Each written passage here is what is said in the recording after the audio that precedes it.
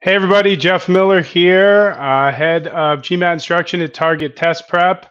I'm sure some of you guys know me from past webinars that we've done here on GMAT Club, or maybe even from our own YouTube channel where I actually do a lot of different videos.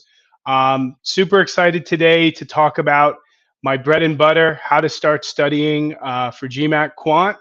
The good news is I'm sure there's many of you here or who are going to be watching this video who are starting out with their GMAT preparation or with your GMAT preparation.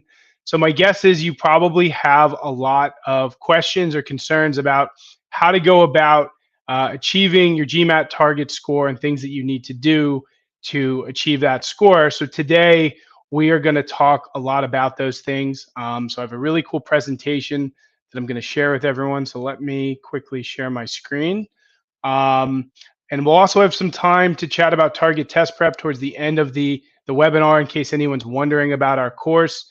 Also, if you have comments about anything that I'm talking about and or Target Test Prep throughout the presentation, feel free to ask me. I'm more than happy to discuss Target Test Prep in general or answer any questions that you have for sure. So give me 1 second. I'm just going to share this presentation, which for some reason isn't letting me share, which is very interesting.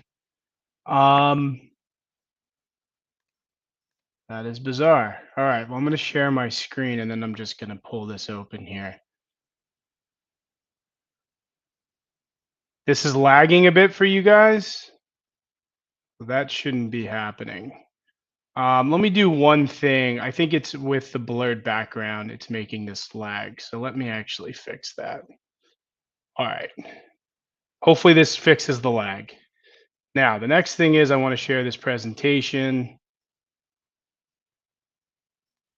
Give me a second to do that. All right. Doesn't seem like it wants to. Just going to share my screen in general. Okay. All right. So hopefully everybody can see the presentation here. I am looking at it in presentation mode on PowerPoint. If there's any issues, you guys can let me know. And you know, the thing is, I just realized I can't see the comments while I'm sharing this presentation.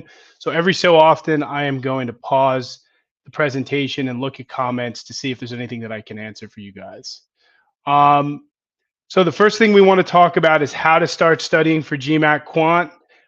There's a pretty good process, a step-by-step process that you guys can follow, assuming you are just starting your preparation. So if you are totally brand new to GMAT Quant, or the GMAT in general, you can't just dive in. There's a very solid process to start with. Now, the first thing is you got to understand what is actually on the GMAT, right? Learn what is tested, how it's tested. So part of it is going in, just learning a little bit about the GMAT. There's tons of blogs out there. You can go to the official GMAT website. We have some great blogs about the GMAT in general. Then go in, do some practice questions, right? Just not a ton, but maybe 5 verbal, 5 quant questions, something like that. Once you feel like you have a decent foundation, this next part is really important. You then want to take a practice test to get a baseline score, okay? Why is that important? Well, it doesn't matter if you think that you are going to get a 400 or even a 300. You need to know where you're starting at. If you don't, what's going to happen is you're going to get into months of studying, maybe try to track your improvement, and it's not going to be trackable. If you don't know where you're starting, you're not going to necessarily know where you need to basically end up, and that's going to be a problem. Step 4, select the right study materials. So once you have your baseline score, once you understand the GMAT, you need to then find how you're going to prep for the GMAT. Are you going to take a class? Are you going to use books? Are you going to do a self-study course like Target Test Prep? Obviously, I love self-study courses. I love target test prep. The reason being is it's very thorough and it allows you to go at your own pace as opposed to, say, a live class. These are things you can figure out. Go on GMAT Club, read reviews, sign up for trials, etc. Step 5 is create a foolproof study schedule. Well, a study plan is key. I've talked about this in past GMAT Club webinars. We have videos on our YouTube channel and blogs on this too. You need a study plan. You need a study schedule. The good news is a good course should provide you with that. We do, and we spent a lot of time, energy, and research creating the best study plan we could so that when you sit down to study, the only thing you're thinking about is what's on your study schedule. That's it. And then you're very organized. You're not spending 20 minutes every time you go to study to have to think about what to do. Now, I just want to check in with you guys on StreamYard here, make sure this lag is gone. Okay, perfect. Okay, we do not have any other questions. I just want to do one thing. I'm going to close out of this and I'm going to get back into it and then see if I can share just my PowerPoint. So that is the beginning parts of what you should do with your GMAT study plan. Now, look, if you guys are already knee deep in your GMAT in your GMAT studying, then it's possible that you don't have to take these steps. But remember, if you've studied for the GMAT and you need to improve your score, well, part of those steps might make sense. Like you may need to find new study materials, right? Like all of these things are important components of getting a great GMAT score. And by the way, we're back, so this worked perfectly. Okay, so the next slide, let me just get this back open. We can keep going. Now, how to excel at GMAT math in general. So this is a whole different component. Now we're getting deeper into the details of being great at GMAT math. Now, these are 3 steps. There are other steps, but these are 3 big ones. So eliminate self-talk. I tutor so many students for GMAT Quant, right?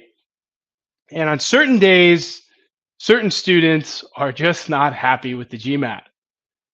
You guys probably have a lot going on. I'm sure the vast majority of you are working professionals.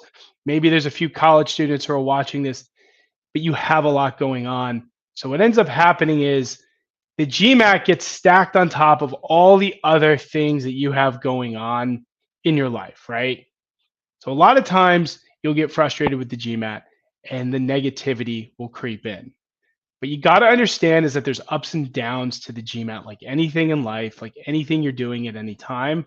So you just need to be prepared for that and try to eliminate negativity, right? If you're having a bad day on the GMAT, look at it as, okay, this is a down day. It can only go up from here. It's only going to get better the next day. So try not to get in this rut where you begin to hate the test. If you do that, it's very hard to get out of the rut. Luckily with my students, they have me to tell them, hey, you got to try to relax and realize this is one day of many and you've been doing very, very well. So in fact, give yourself a pat on the back, not the other way around, right? So that's something that you guys, if you're not working with someone or you're not in a study group, you're going to have to learn to eliminate those negative thoughts and turn them around and make them positive. Step 2, outworking the competition, right? Well, the GMAT takes a lot of work. Everybody knows this, but some people are willing to put in the work and others, quite frankly, aren't. And what's kind of interesting about that is the GMAT is this self-selection process that actually removes people from the pool of MBA candidates because some people can't get through or pass the GMAT. And even if they switch to the GRE, they can't get through that either because they're unwilling or sometimes unable to put in the amount of work necessary. It's like anything else you want to succeed in life. If you're outworking the competition and also studying smartly, you can be really, really successful. We tell that to TTP students all the time because people come to the course from, say, a course that was much shorter where they weren't successful and realize, wow, I got to put in some serious work here. the ones that do and are excited about that tend to do really, really well in the GMAT. And then finally, recognize discomfort as growth. So, things may be uncomfortable as you're going through and learning the GMAT, and that's because they're new and you're growing. These are growing pains. And eventually, the discomfort becomes comfort. Someone starting off with the GMAT may originally say, man, these data sufficiency questions are terrible. I don't like them. And eventually, for most students, those actually become your most favorite type of question because of the fact that they are something where you realize, oh, wow, I don't have to do the math all the way out, for example, and they end up really liking them. So if something feels uncomfortable at first, don't look at that as a bad thing. Understand that these are growing pains you're going to go through. As I like to say, you're climbing that GMAT mountain. It's going to happen. And like I said, if you're not working with a tutor or study buddy, like you're going to have to kind of, figure out these feelings. But if you are in a group of some sort or you're on the forums, share those thoughts with people. I mean, a lot of people will be able to empathize with what you're going through because they're going through it themselves. And this is why I say trying to study with other people and not isolating yourself is such an important part of your GMAT journey, because when you're having a down day or thoughts that you think are unique to you, believe me, if you share these with other studiers, test takers, you're going to find, oh, wow, there's a lot of people in the same situation as myself. Just checking out some questions here. The study material, oh, perfect. Someone just put in the plans page. And yes, there's also, in case you're wondering, there is a full access trial. So if you really want to see what the course is, you get full access to everything we offer for 5 days. So it's definitely, the trial's definitely worth it. All right, back to the presentation here. All right, now timing strategies. Timing is a big part of how you're going to be successful on the GMAT in general, right? Timing is a very tricky thing. I have these conversations a lot with a lot of students because someone will come to me and say, you know what? I'm actually great at the GMAT, but timing is my issue, right?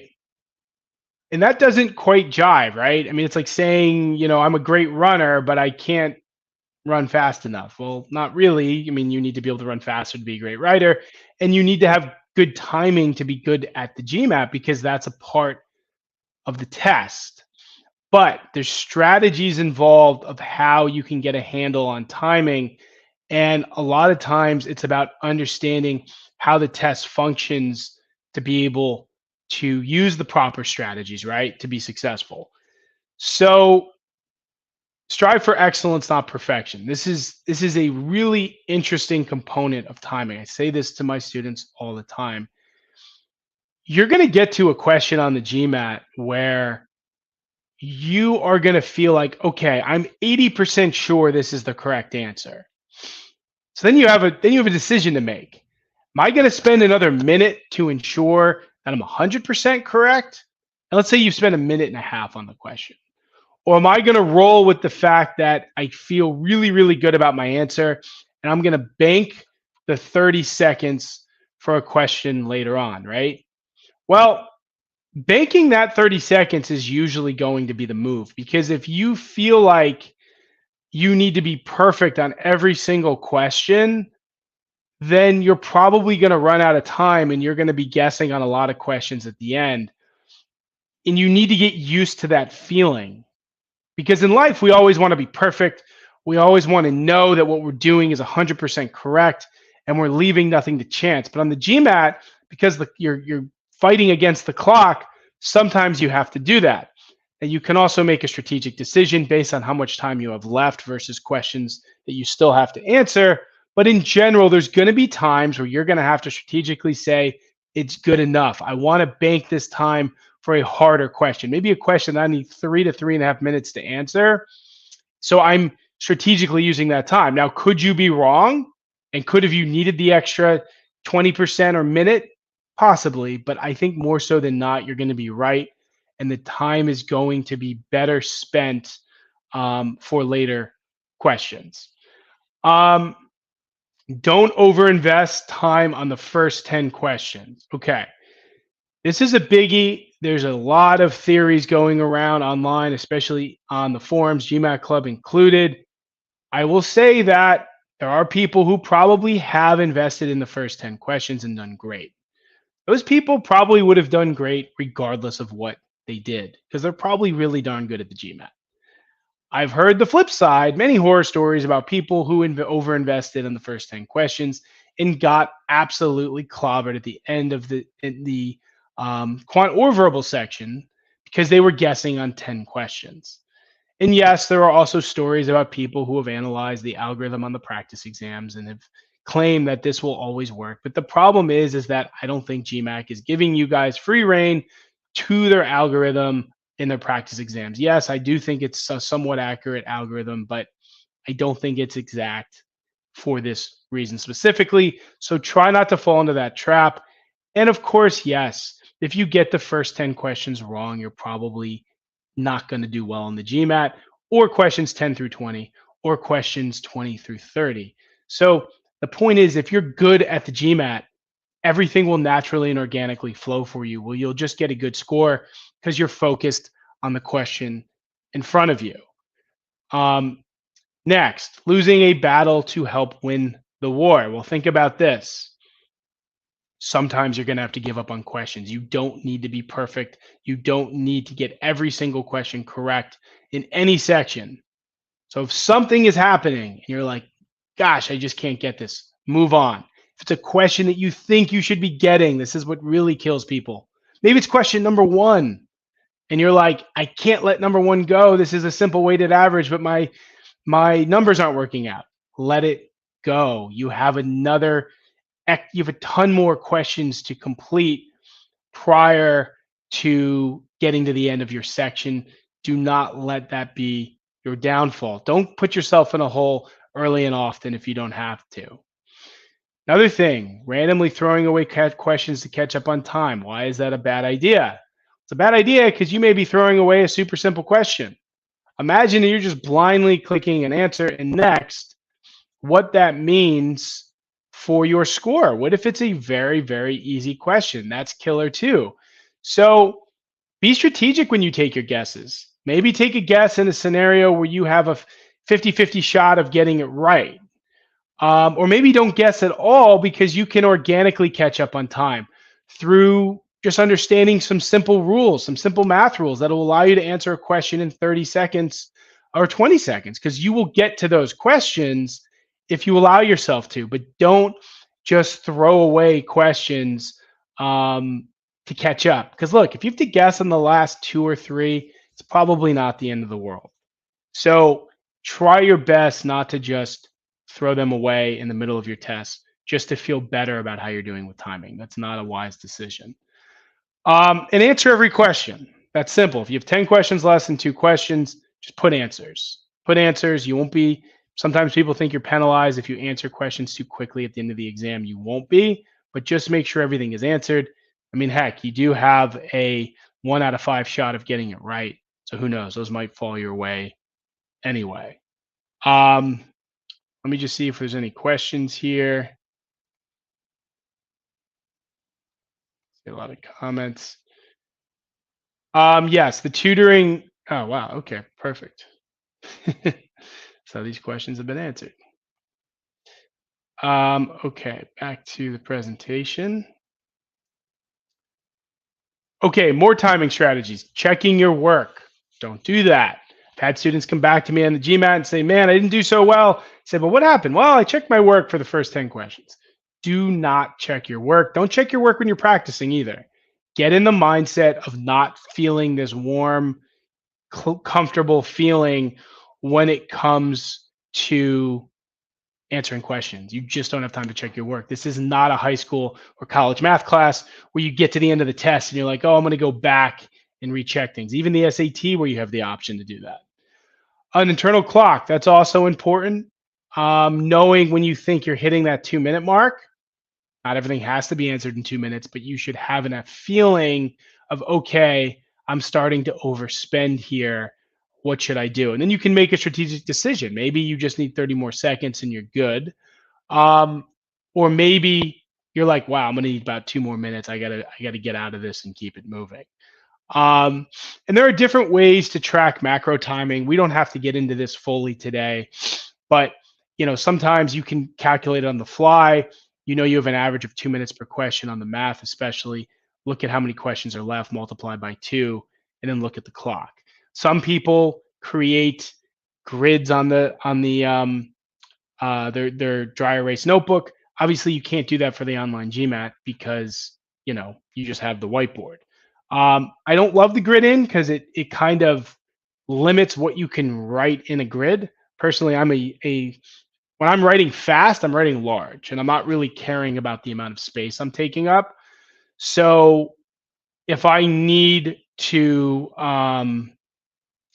if I need extra paper or an extra, notebook, I just raise my hand and I ask for it. I've had to do that, but when you're asking for it, be strategic. Don't do it in the middle of a question. Do it at the end of the question. The way I look at it is like you're passing a baton and a track meet, which is a weird way to think about it, but it's really true. So you're writing, hand goes up, look over at the proctor, give him a little head nod. He comes over, finish your question, you hand him your book, he swaps it out, and all is well. So, and you can tell the proctor before you go in, like, hey, can you keep an eye on me in the math section? There's a good possibility I'm going to need an extra notebook. That's what I always did, and it worked out just fine. Don't start writing in the corner of your notebook. That's killer too. I mean, if you need another one, just ask for it. Trust me, it's worth it. All right, so other quant strategies for a high 50 to 51 quant score. And these are for really any quant score if you think about it. And we're going to get in detail on some of these slides as we keep moving forward through the presentation. And I do want to leave time at the end for questions. See, so far, everything's been answered. So build a strong foundation. This should be pretty obvious to everybody. Don't open up the latest book and start pounding through questions. If you do not have a foundation, it's killer, right? I say develop a micro foundation in every topic you're dealing with, right? So whether it's linear and quadratic equations, whether it's exponents and roots, whether it's general word problems, combinations and permutations, whatever. The point is that you need to start at a base with these topics and move up. If you don't have a foundation set, I don't know how you're going to get to the harder components. And then, yes, there's also a macro way of looking at it. There's a reason why in target test prep, we start off teaching the intro to data efficiency in the quant section, and then get into essential GMAT quant skills, which has things like fraction rules, decimal rules, factorial rules, basics of square roots and exponents, and then move to linear and quadratic equations, which is the basics of algebra and factoring quadratics and setting up equations. We're bringing you through so that you have the foundations before getting into harder stuff. Because remember, GMAT quant questions build on each other and can test multiple topics at one time as they get more challenging. There's a reason why we teach geometry at the end, because it includes ratios and percentages and algebra and quadratics and things of that nature. Heck, you can even see a geometry rate question. So look, that's what the GMAT does. They try to intermingle topics, which can really get you, because if you're like, well, I'm only going to focus on these 4 main topics, and they intermingle something from a topic you didn't do, then you get that question wrong, even if it's a very small sliver of what you need to know to answer that question correctly. And that's why getting down all of this material is so important. Algebraic translations, so important. I can't tell you how many people come and say, well, I'm not good at word problems. And word problems span such a large amount of ground. It's not just like an age problem or a profit problem. It's percent translations, ratio translations. Overlapping sets you can call an algebraic translation. There's definitely word problems in statistics. Unit conversions, there's word problems.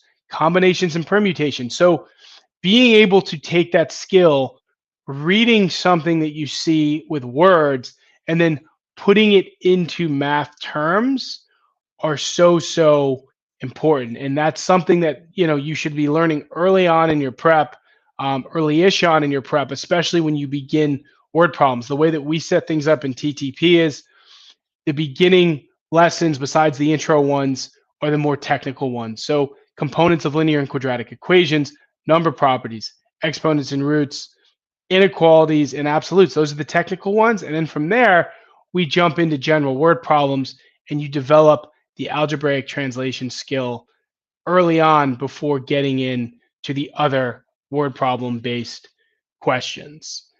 Um, Careless mistakes. I mean, this is huge when you're on the test, of course. You can't continuously make careless errors. So you've got to be fast but deliberate with your pace. Rushing to rush will always make you do things wrong.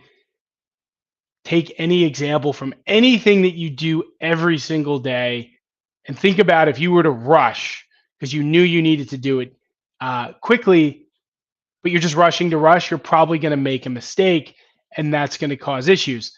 Of course, that's the same thing on the GMAT. If you rush to rush, you can make careless mistakes. But part of avoiding those careless mistakes is doing everything the right way. If you're great at doing calculations on your page efficiently, you're not going to make as many careless mistakes. If you're used to writing everything out from a problem in a very systematic way, you have a plan. If I see a geometry question, am I writing out the shape? Yes, I am. If I'm reading a general word problem, am I jotting down variables as I read it? Yes, I am. So if you have a plan of attack, those careless mistakes will start to go by the wayside. And then using one resource. I mean, you're going to have to make a decision early on in your prep to find the right resource for you. Using that is good because you're going to have one voice on how you should attack things. I'm not saying you shouldn't have multiple tools in your toolbox, but initially you want one voice, because if the things you're doing are butting heads, it's going to get tiring for you because you're always going to have to make a decision like you're choosing one over the other every single time you sit down to study. And, honestly, you just want to avoid that. So take some time to think about what resource you should use.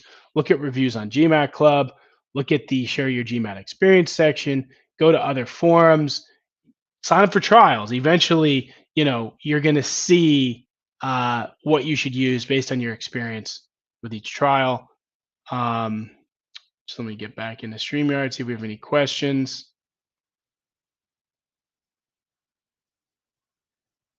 I just have one question. While attempting questions in quant, should we practice questions by doing? No, I think you should probably write things out. I think that it's a dangerous scenario to do a lot of math in your head. That goes back to careless errors. And you got to make a decision. If you have to do 22 plus 10, you should be able to say that that's 32. If you have to do 8 times 9, you should say that that's 72. Now, then there's gray area. Do you know that 15 times 8 is 120? Well, if you don't, you write it out. So I think in general, never think that you are wasting time because you are doing calculations written as opposed to in your head, because look, being incorrect quickly is not helpful. Let's put it that way. So I would say for now, write them out. As you feel a little bit more daring and comfortable, you can do a little bit more things in your head, but you've got to know what your own limitations are. For me, I do math in my head all the time because I'm teaching this every day. But if I ever get to a piece of math and I'm like, wait, I can't do this in my head, I'll then write it out. So you got to know what your limitations are there. All right, let's keep going here. All right, tips for the study process. Couple big ones. The GMAT prep takes longer than you think. This is important. I had an awesome conversation with a potential tutoring student today. She's at a 650, and she said, you know what? I don't have to apply for 2 years. I said, good for you. That's fantastic. She wants to be done soon, but she's not applying for 2 years. So she is getting the process done early. She's in consulting. She knows she wants to go to business school. Simple. Get it done. And understand that, yes, it may take you longer than you think. Just because your coworker did it in 2 months doesn't mean you will. Just because your old college buddy did it in a month and a half doesn't mean you will. A lot of people need 6 months, 8 months. So try your best if you're applying in first round not to start your GMAT prep in May. A lot of people that do that end up applying second round. It's not the end of the world, but if you know you're going to go to business school, just get the darn GMAT out of the way and give yourself the leeway to retake it if you need to. I'm not saying that everyone here knows when they're going to go to school and can thus take it 2 years early. This particular student does, and that's great. If you don't, the moment that you know you want to go to school, get going with the GMAT, and then give yourself multiple avenues of what to do depending on how your GMAT score goes. That's huge because you never want to be in a spot where you're simultaneously writing applications and dealing with the GMAT. That happens. Sometimes you got to think about another round, another application cycle, but just don't find yourself in that situation, which brings me to point number 2, your stress level, right? GMAT studying is stressful. Life is stressful. Your job is probably stressful. Relationships are stressful, right? So don't let the GMAT take your stress level and boil it over. Continue to take care of yourself. I know it's so easy to push things off, things that help your mental and physical well-being when you feel like you're fully maxed out. But trust me, continue any sort of physical routine that you're on, just anything. I don't know, walking your dog, although you'd probably continue to do that because your dog is always going to need walks. But, exercise classes that you do, yoga, gym, whatever, and things that you do for your mental well being. Now, you may have to dial them down a little bit, but continue to do them. Don't crawl into a cave and study for the GMAT, because what will happen is the stress will build and it's not going to help you on test day either, because you're going to be so stressed out because you're like, I got to end this. And then what happens if it doesn't end? What if you have to keep going?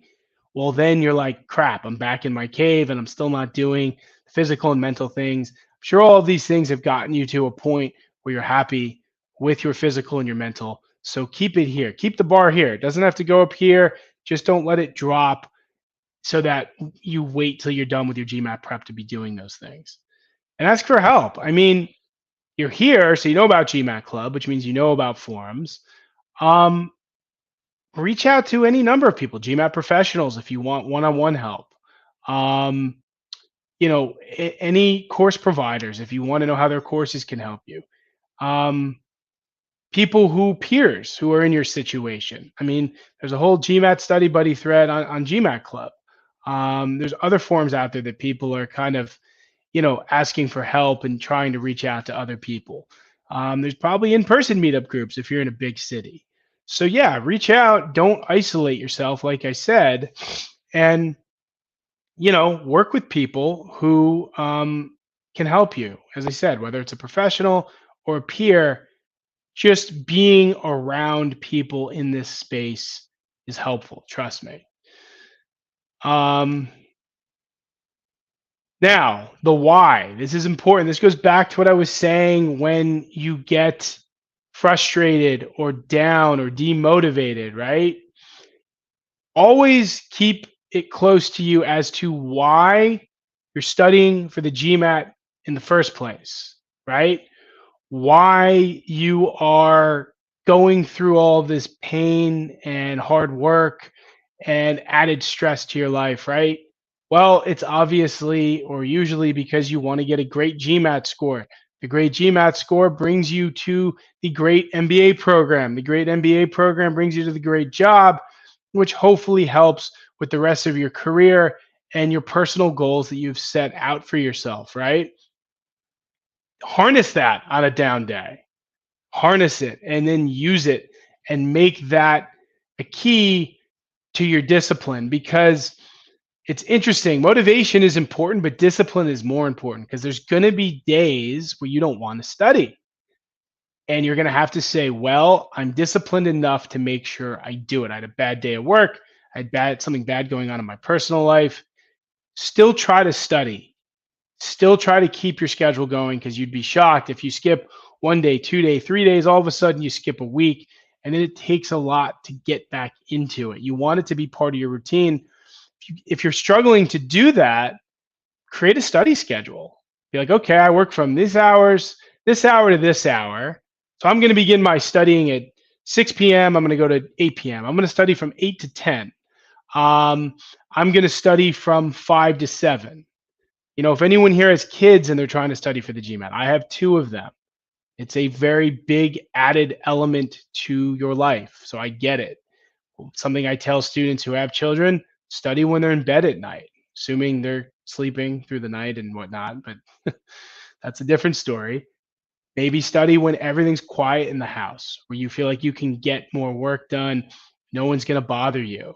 Yeah, it might mean some later nights, but do what you got to do so that you can get in good study time and you can be consistent.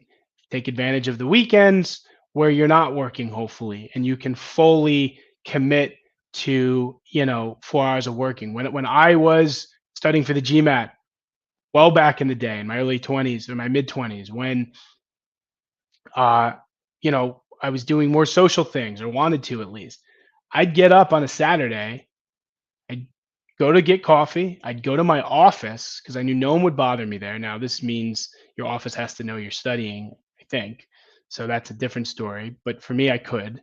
And I put in like 4 or 5 hours. And yeah, all my friends were doing all these fun things and I wasn't. But I knew this was great time to study, and I had to do it to be successful in the GMAT, to learn what I needed to learn. So these are just, these are things you're going to have to give up temporarily to make sure that you're successful with your GMAT prep. Let me just see if there's any other questions.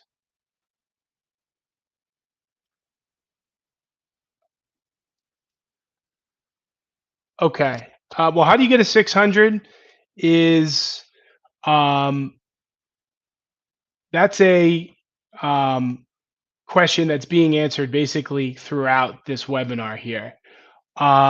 So follow these tips here. As I said, they're relevant for someone studying for a 600 versus a 700, 750. These are all relevant tips.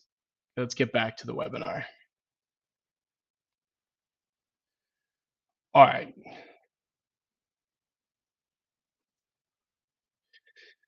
Okay, grit, right? Grit is part of the whole motivation and discipline, right? Grit means you're going to get to your GMAT goal no matter what, right? Don't back down. Stay committed. You know what? You might go into your GMAT, you might be fully prepared. You might be crushing your practice test, 720, 730, 740, and then you get a 650, and you're like, what? Now, look, you can either say, well, this GMAT test stinks, I'm done, or say, you know what? I had a bad day. I'm going to dig deep. I'm either going to retake this thing right away, because you could if you took the online versus the in person, or you or you could give up, and I don't want you to do that.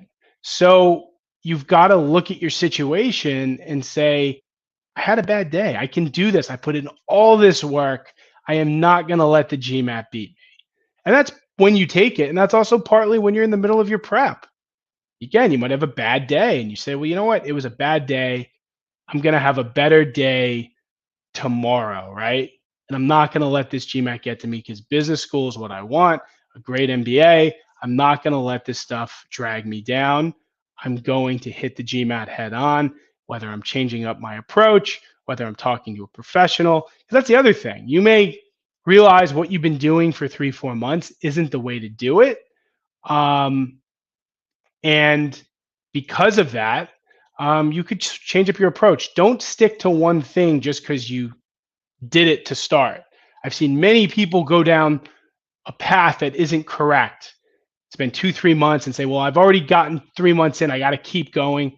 Don't be like that. Sit back, reanalyze your situation, talk to people who are in the thick of it, talk to professionals, GMAT professionals, get advice, take things with a grain of salt, and then decide if you need to redefine your strategy, right?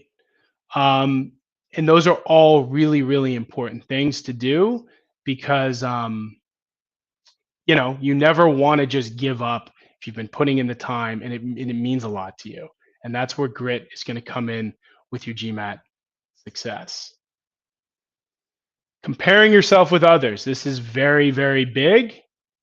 I've seen people make this mistake. Hey, I'm a engineering major. I just talked to someone about this and I only got a 680 on my first practice exam. What's wrong with me? Nothing's wrong with you. First of all, that's a great score if that's your baseline. But don't worry about your fellow engineering majors. Don't worry about your colleagues at an investment bank X or consulting firm Y. Like, you are you, right? And we've seen people have to take 6 to 8 months, and you can look at someone and say, well, I'm similar to my buddy and he only took 3 months. What's wrong with me? Nothing is wrong with you. You are your own person. You have your own unique path. Your skill sets are different, just like everybody's a different applicant for business school, right? Not everybody's the same when they're studying for the GMAT, and not everybody is the same when they're applying to school. So you can't sit back and say, well, if he did it or she did it then and I can't, then I'm not capable. Don't look at it that way. I mean, you can ask those people and see what they did. As I said, take things with a grain of salt, but don't make it like that's the path. Your path is your path. And if they get a 740 in 3 months and you get a 740 in 8 months, great. You're at the same score, just different timeline. This is why giving yourself time to study and a large window is super duper important, right? Let me just see if there's any other questions here.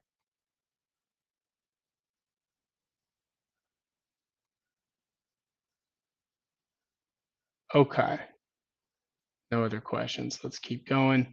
And we can do a formal question answer session. I'm going to leave about 10 minutes to do that at the end here.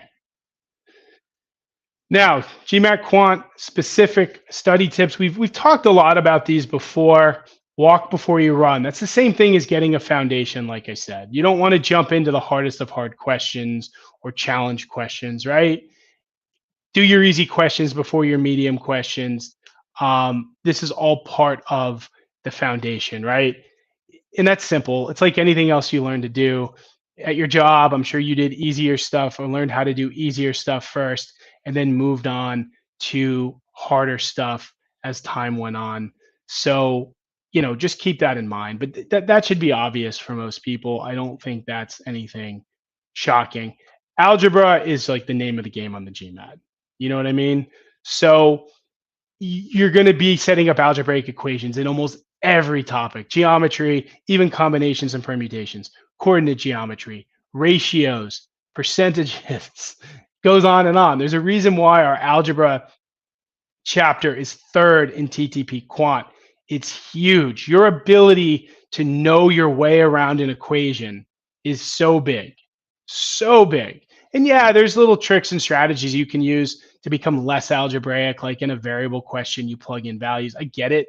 But you've got to know your way around an equation. You've got to be able to use substitution. You should even be able to add and subtract equations, because this stuff is huge. And that is a huge foundation. Because, I mean, man, if I could take anyone's GMAT quant section and count how often they need to set up an equation, my guess is it's 85% of the time. So that's huge. And even in data sufficiency, you may not have to finish something out, but you got to be able to set up the equation so you can see what's sufficient, right? Work carefully and avoid careless mistakes. Again, focus on accuracy, especially when you're learning. And I didn't mention this. When you're first learning stuff, don't worry about timing. Accuracy, accuracy, accuracy. Timing will come like anything. If you know what you're doing, you will get faster. That's how it works. You can't rush to get there. You got to develop your skills. As those skills are developed, you will get faster. You will see a question and you'll say, oh, I know what to do here. Like, I always use this example. There's a rule: the LCM of XY times the GCF of XY is equal to the product of X times Y, or the product of XY. Now, if you get a question testing that and you don't know the rule, it's going to take you some time. If you know the rule, you answer it in 10 seconds. That's how you gain speed, recognition, and then plan of attack, right? That's huge. Your GMAT prep materials. You're going to find some that are like, hey, you can master the GMAT in 30 days. Let's go. And then 30 days are going to pass and you're going to say, uh-oh, I don't know the GMAT the way I should. What have I done wrong? I mean, plug in any product that you say in 30 days you will be blank. Usually it doesn't happen. So you got to understand that you need thorough learning and you need prep materials that are thorough. Clearly, the target test prep materials are that, because they are. We made them specifically to get you rock solid and, like GMAT professional when it comes to this test. And any materials you use need to have that. If they don't, you're going to probably have to rewind back the clock, start over, and start using things that are thorough enough to get you from A to Z as far as the GMAT is concerned.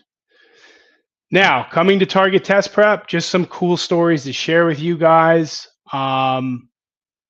Joseph, 770 with a verbal 51. Verbal course has been awesome. It is, we've had it around for years now, so it's no longer this new thing. I know a lot of people think of TTP and GMAT Quant, but we are everything. We just added some integrated reasoning as well. So yeah, we have everything you need for your GMAT. Dalal, I'm sure most of you guys here know her story. She's pretty well known on GMAT Club. 250 to 780, that's insanity. TJ, I think we actually did a GMAT Club interview. He scored a 770. His interview is pretty cool as well.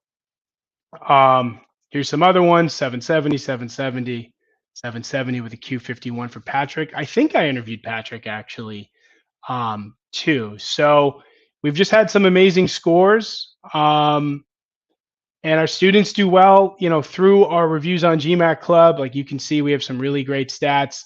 Average of 730, average of 180 points higher than the current average. So many 700s or higher. But, if you are going for a lower score, remember, than a 700, our study plan adapts.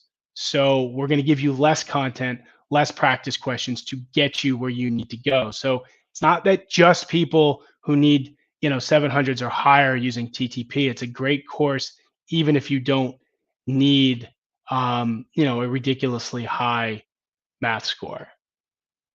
We do have a score guarantee of 110 points. If you do not get your score, you get free access to the course.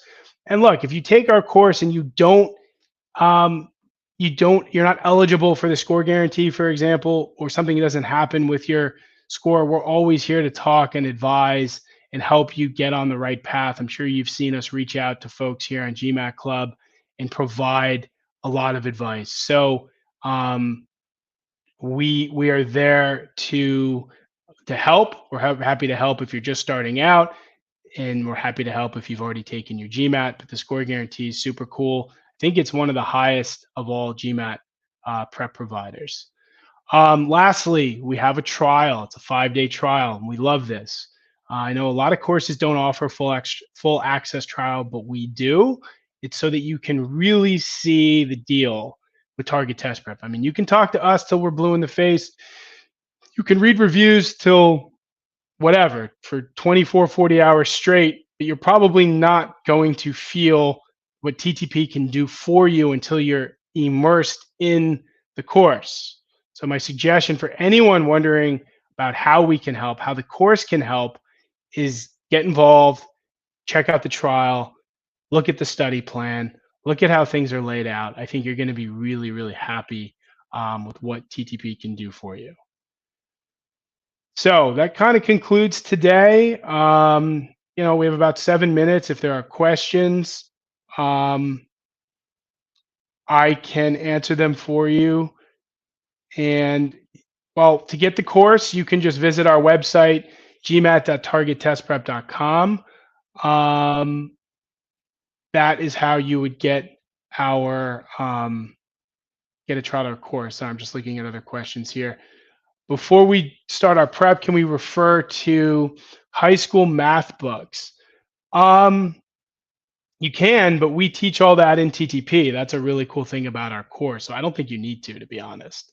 If you find that you still need more base level foundational help, you can refer back to those books, but I wouldn't say to start there. If you took the official test and canceled your score, order your ESR, and that's how you would use that for the score guarantee. And you just email us the ESR um, when you before you start TTP. So yes, I think that answers both your questions. Does anyone else have any other questions?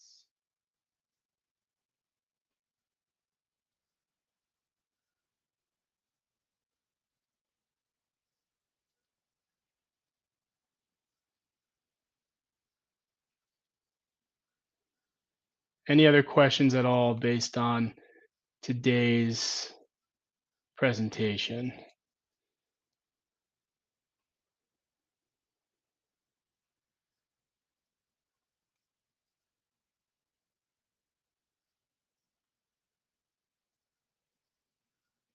All right, well, I don't see any other questions here.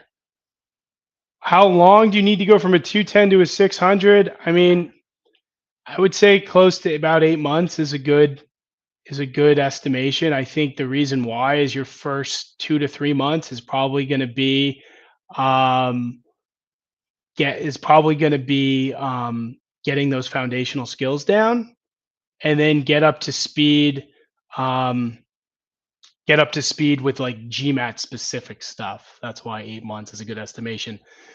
Our website, I don't think I can type in the chat. It's gmat.targettestprep.com. Another thing you could just do is type into Google target test prep. Will come up. Just go to our GMAT website. We do have GRE too. Go to our GMAT website. Regarding tutoring, reach out to us. We can talk to you about how the tutoring works, payment structure. I have these discussions all the time. Just fill out the tutoring request form, and we can figure out if tutoring is something you would need.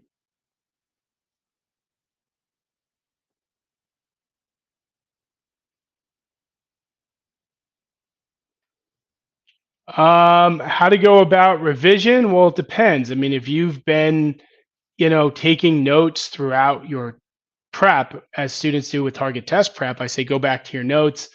I also tell them if you're using our course to make custom tests of different topics to see what's weak and what's potentially not. And then from there,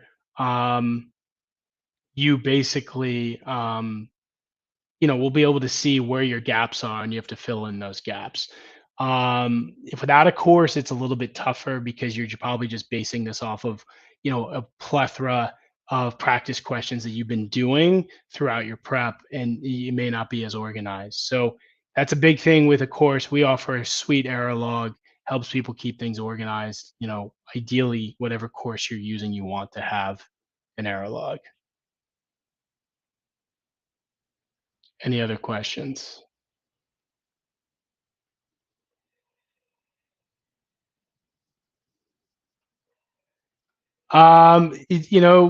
Josh, it all depends. There's no perfect magic number about how many hours of tutoring you would need before taking the GMAT. It's about looking at your individual situation, analyzing it, seeing what your budget is for tutoring, seeing when your applications are due, seeing what your initial baseline score is, and then making judgments from there. So again, reach out to us. We can talk about these things, but yeah, it's all personalized. Nothing is the same for all people, so it's very difficult for me to give you a blanket statement of how long you would need.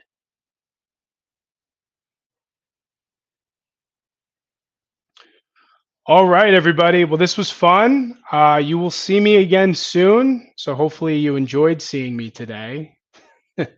Hopefully you'll enjoy seeing me again soon.